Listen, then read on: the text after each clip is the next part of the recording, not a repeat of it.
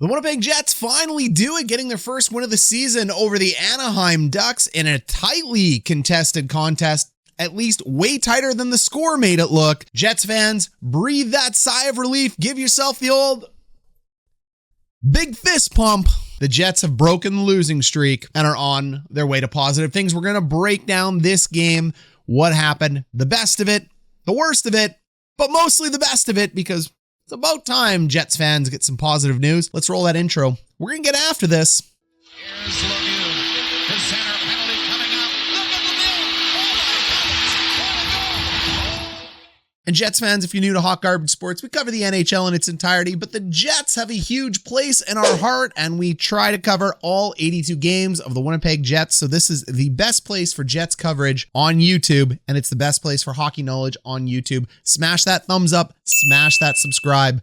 Join us on our way to 5,000 subscribers. Story number one for the Jets, Connor Hellebuyck. We've been talking about it in the first three games that Hellebuyck needs to be better, and Hellebuyck was better. This was a Hellebuyck game. 39 shots for the Ducks, 1 goal. Hellebuyck stands on his head, turns the Ducks away, and the Ducks are a much more talented team than we give them credit for. Trevor Zegras, Jamie Drysdale, and the young core of the Ducks, including Sam Steele, were buzzing around Hellebuyck all night, but this is the Hellebuyck that we all know and love. And it's interesting to note, yes, the Winnipeg Jets have COVID-19 issues going through their locker room right now, but Connor Hellebuyck already had COVID-19 just before the season. I'm not a doctor. I don't pretend to know what's going on in Hellebuyck's medical world, but we do know that it can take athletes some time to return back to form after this horrendous virus. And it wasn't just Connor Hellebuyck standing on his head. It was the Jets' defensive effort. There's no Wheeler, there's no Scheifele. And usually when you're down two key players like that, one of two things happens. The team collapses, which is actually more common than you think, but we all watch sports movies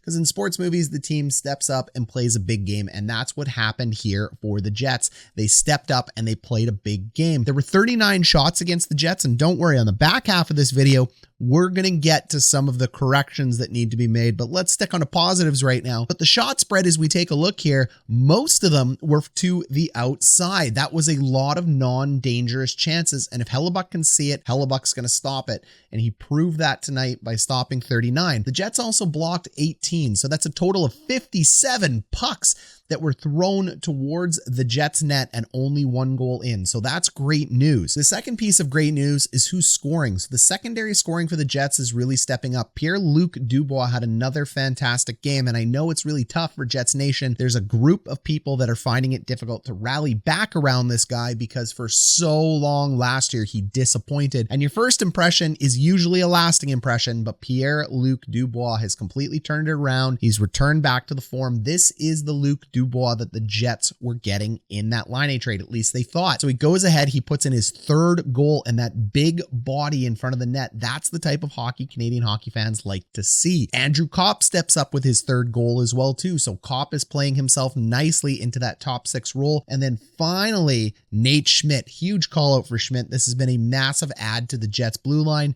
Schmidt gets 2 assists, beautiful slap pass over there to Andrew Copp for a goal. Beautiful pass on the power play to Josh Morrissey for a goal. And then Kyle Birdman, KFC Connor, Mr. Empty Net himself. Seriously, it feels like this guy gets like 10 empty net goals a year. We don't care. Nobody cares how he gets it done. He gets it done. He gets 2 empty net goals and the Hats go on to the ice. Let's go ahead and take a look at a couple of those positive goals from the Jets. The Jets get a little greasy on this one. Josh Morrissey's stick touches the skate of the Anaheim Ducks offensive players. They go down like a sack of bricks. It's absolutely a tripping call, but the refs in the NHL, as wonderful as they are, decide to ignore that one. And better yet, the Jets score. So you can see right there, the stick of Morrissey gets in and brings down the Anaheim Ducks. And I mean, that's one way to play defense. Definitely should have been a penalty, but the Jets needed a break somewhere. A few plays later, Kyle Connor is able to pick up the loose puck.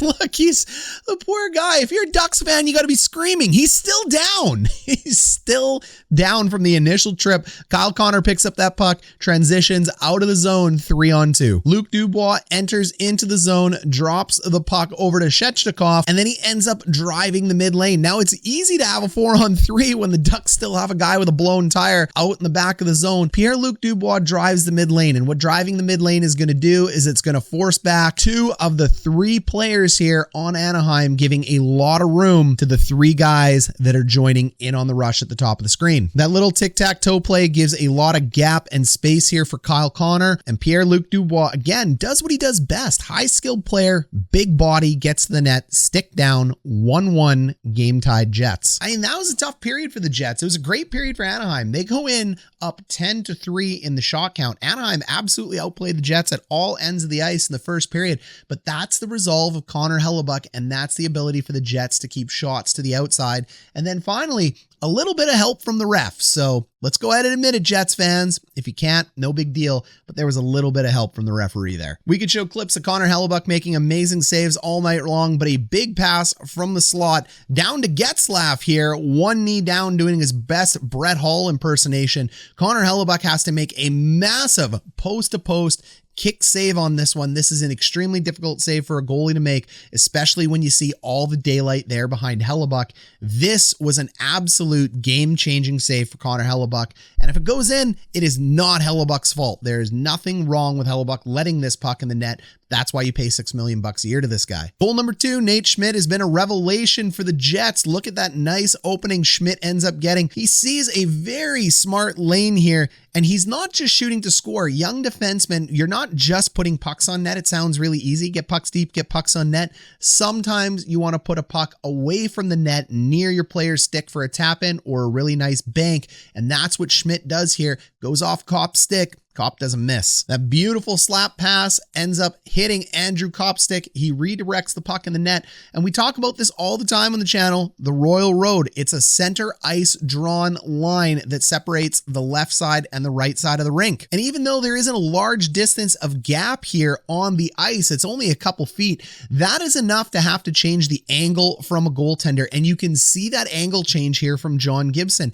He has to make that post-to-post push save, and it opens up a lot of room within a goalie's 5-hole as well as over his top shoulder and on the ice. So those slight angle changes are genius by guys like Schmidt. It really ends up getting into goalie's head. This is a green chance, meaning it's one of the best chances in the NHL at scoring. Beautiful, beautiful play by Schmidt and Copp. Jets power play goes to work on the third goal. Again, Nate Schmidt here on top feeds it over to Josh Morrissey. And again, the biggest thing we want to talk about here is that Royal Road. Again, a big angle change there for John Gibson. The angle he's playing right now is right here. Then he's going to have to shift over to play this angle right here. And that is a difficult angle change, especially with the traffic that's in front of the net. And you can see it here before Morrissey is able to actually get into that one-timer. Gibson is not yet set. Difficult play for Gibson. Not his fault in this goal. Just a beautiful play by the Jets on the power play. And then after that, 2 Kyle Connor empty net goals. No offside on this one. Fans go ahead and throw hats on the ice. I don't know why.